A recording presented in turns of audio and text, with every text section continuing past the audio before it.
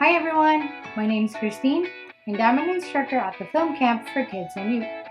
Today, we are going to talk about storyboarding basics all in under 5 minutes.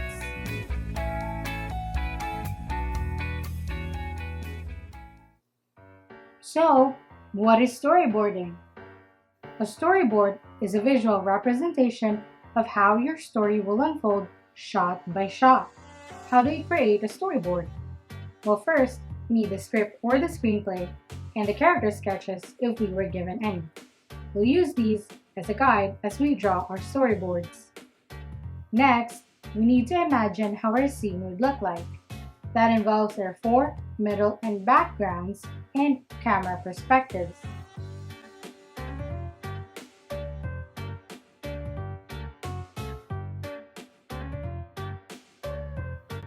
So after everything we've learned, it's now time to fill up the storyboard.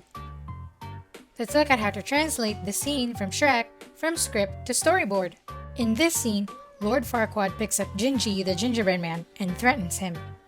First, we'll think of the best camera angle to use to show how Gingy is threatened. What kind of angle shows both characters at the same time and gives a sense of Gingy's terror? To start, I filled out the dialogue box. Then, I picked an over-the-shoulder shot combined with a high-angle shot. These shots make Gingy look smaller compared to Lord Farquaad.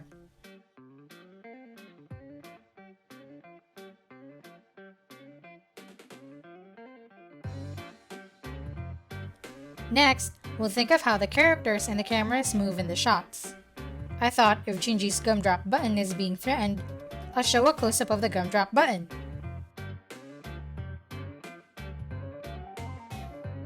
Since this scene also focuses on emotion, I decided to draw Gingy's reactions.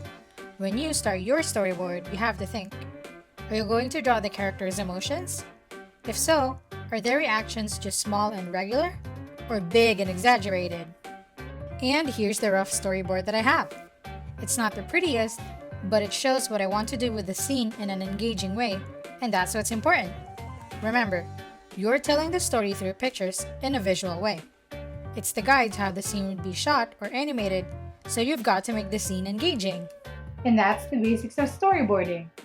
If you want to learn more about our filmmaking programs, please visit filmcampforkids.com.